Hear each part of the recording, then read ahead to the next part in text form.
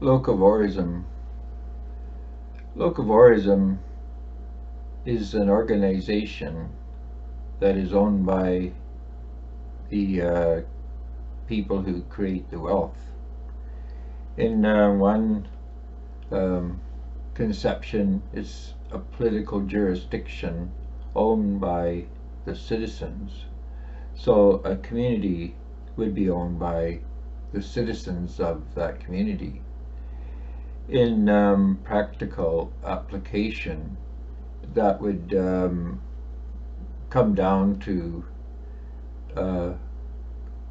groups of people that have assets, and these assets are owned by the operators or by labor.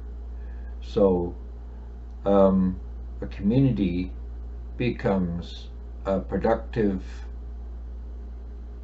organization, a productive construct that is owned by the people who are creating it.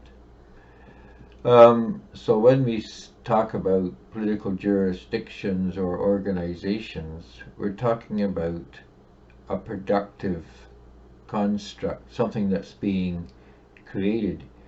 And this comes down to, or means, a pool of assets that is being used by its owners, by the laborer, by the worker.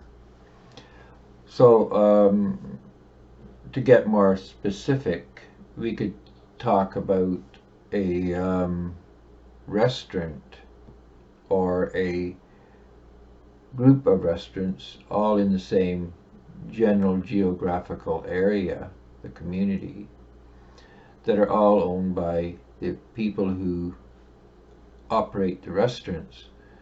So the people in a restaurant would own that restaurant as far as they operate it. But the restaurants as a whole in that area are owned by the people who work in all the restaurants.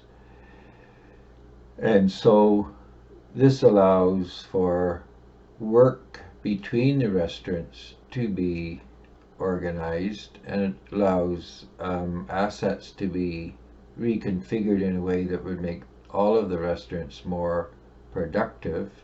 It allows for economies of scale and coordination between all of these restaurants. And if we look at the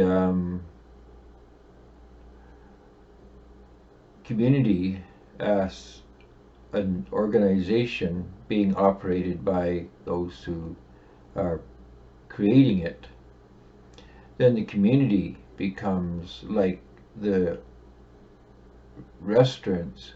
The individual organizations, individual physical structures of a factory or office are owned by those who are operating it.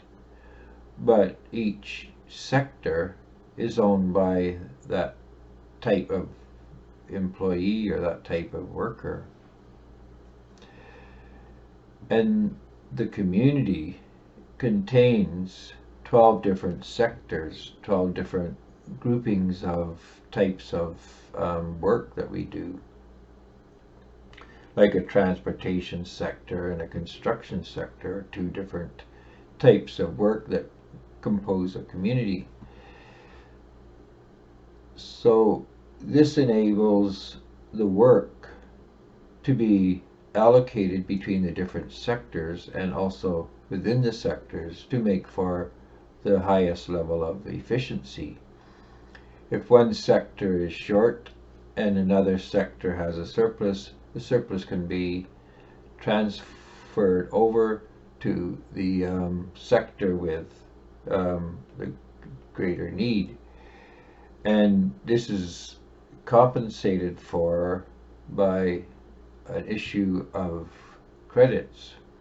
So the sector that loses value by transfer receives a credit in recognition of the value that's been transferred.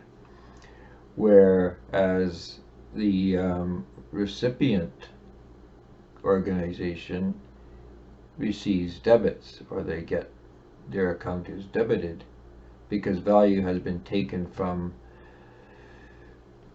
the one and given to the other in the form of assets. There's a corresponding reverse flow of equity or preferred shares. And this is the same way that we buy the goods and services produced within the locavore community. If I need paint, I go to the paint supplier and I get a gallon or 2 gallons of paint, and I provide credits, which means my account is now debited. So the debits go up, credits go down. The paint supplier's credits go up, its debits go down. So the accounts of a locavore organization or community are always in balance. The credits and debits always balance out. In any one moment, 50% of the value being transacted is an output, and 50% of the transactions are input. In other words, all value is transferred as credits and reflects an outgoing of or an increase in debits in the accounts.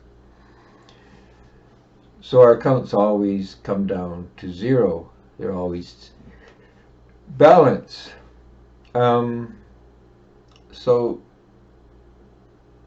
what this means is that the transportation sector can get what it needs from the construction sector for the transfer of credits and an increase in debits in its accounts. So if you need a road built, the community simply buys a road from the construction sector, and the construction sector is given credits, and these credits allow it to take assets and whatever it needs from different sectors that produce what it needs. And if it needs labor, it can buy the labor, in other words, hire labor from other sectors that don't really need the labor as much as it does. This enhances the value of labor, because labor always goes where the need is the greatest.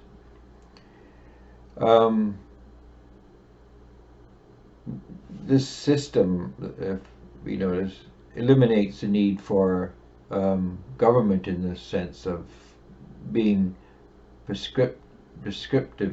The government doesn't decide where money goes. The market does. So a government becomes simply an administration that ensures that everything is going where it's needed. But more importantly, it eliminates this locavocracy eliminates the need for taxation. We aren't taxed to build a road, because a road is simply a purchase made by the transportation sector or whosoever needs the road. Generally the construction sector, because it's building the new developments and so on.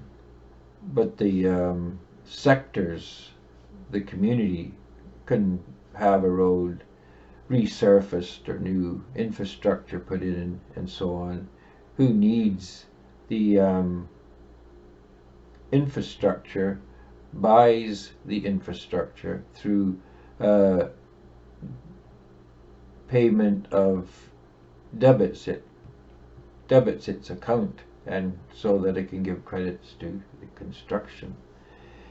And this is simply the way the economy works at the individual level. Those who work get paid in preferred shares or prayers, Prares,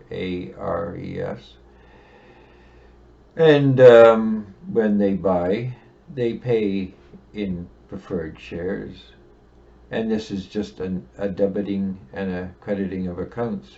And so in this way, unemployment, taxation, inflation, pollution, and all of these social costs, these social problems are eliminated, because there's no benefit to anyone to create them.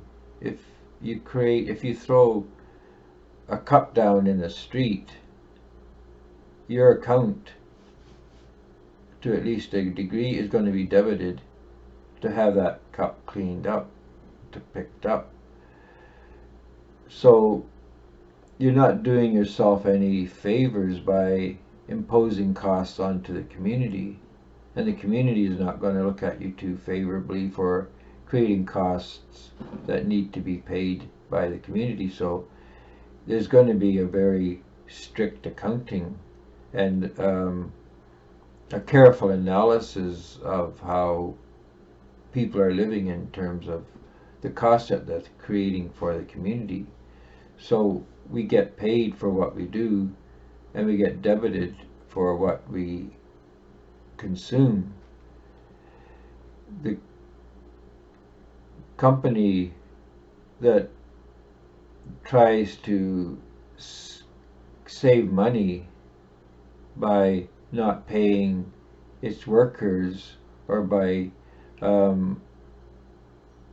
creating lower quality product, is going to be penalized by the community, and it's going to have its resources taken away, because the workers are the owners, and to start with, there's no benefit to them to create a low quality product, because they're going to lose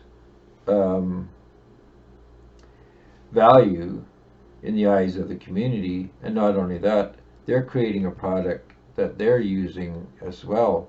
And so why would they create a low quality product when there's no benefit to them? They're not increasing their profit, because they're getting paid per their labor, not by how much the market can bear. The production, when we produce something, that production is owned by the community. We're paid for our labor. We don't produce something and we own it.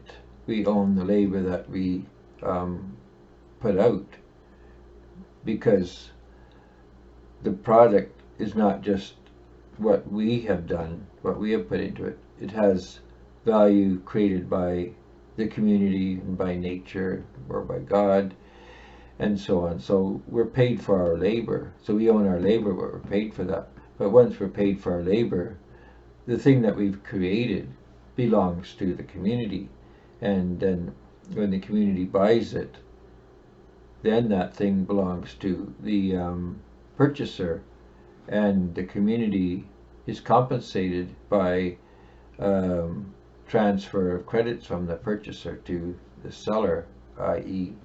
the Locavore community. And in this way, we eliminate inflation, and we can eliminate debt and unemployment and so on. The Locavore community always benefits from everybody working. There's no benefit for people not working. And that's a quick rundown. For more about Locavores, look at the information on exchanges. Thank you.